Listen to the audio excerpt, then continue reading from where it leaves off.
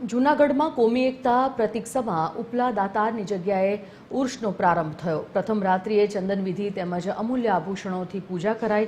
વર્ષમાં એક જ વખત બહાર કાઢવામાં આવે છે દાતાર બાપુના આભૂષણો। ઉર્ષના પ્રથમ દિવસે મોટી સંખ્યામાં ભક્તો દર્શન કરવા માટે ઉપસ્થિત રહ્યા। ધારાસભ્ય સંજય કોરડિયા સહિતના પદાધિકારીઓએ દર્શન કર્યા। દાતાર ઉર્ષને લઈને મૂકવામાં આવ્યો ચુસ્ત પોલીસ બંદોબસ્ત। भूमि में दातार डूंगर पर हिंदू मुस्लिम एकता प्रतीक कही शकाय एवं दातार बापू की जग्या में दर वर्षे आ दिवसों में चंदन विधि कार्यक्रम थतो होय छे। दातार बापू ज्यारे बिराजता त्यारे एमना जे आभूषणों हता एमनी जे शोभाओ हती आ आभूषणनी दरेक पूजा थाय अने आमां दातार सेवक गामे गामथी पुष्कळ स्वयंना सेवको बधा आवे।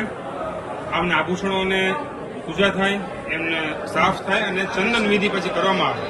आ चंदन विधि करीने पाछा अंदर पधरावी देवामां आवे ने पाछा 365 दिवस पछी आभूषणो पाछा काढवामां आवे। दातार बापूनो पहला दिवस चंदननो दिवस गणाय छे।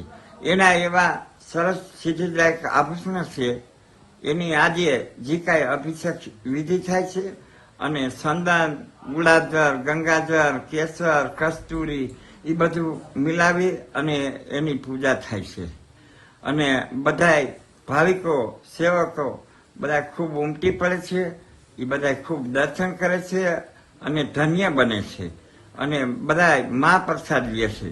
અને અમારે ગુરુવારે પછી દીપમાળા રાત્રે સાંજે 8 થી 10, 11, 12 વાગ્યા લગીની દીપમાળા હોય। हिंदू मुस्लिम धर्मनु एक आस्थानु केंद्र होय એટલે કે સદભાવનાની જે વાત છે સદભાવનાનું કેન્દ્ર એટલે કે દાતારની અંદર દર વર્ષે ચંદન વિધિનો કાર્યક્રમ થાય। ભગવાનના આભૂષણો એ બહાર નીકળે, એમને ચંદન વિધિ થાય, એમને ગંગાજળથી એમને સ્નાન કરી અને ભક્તો એમના દર્શન કરે અને એક શાંતિનો સંદેશ સમગ્ર રાજ્ય અને સમગ્ર દેશની અંદર એક ભાઈચારાનો ભાવનાવાળો આ એક તહેવાર છે।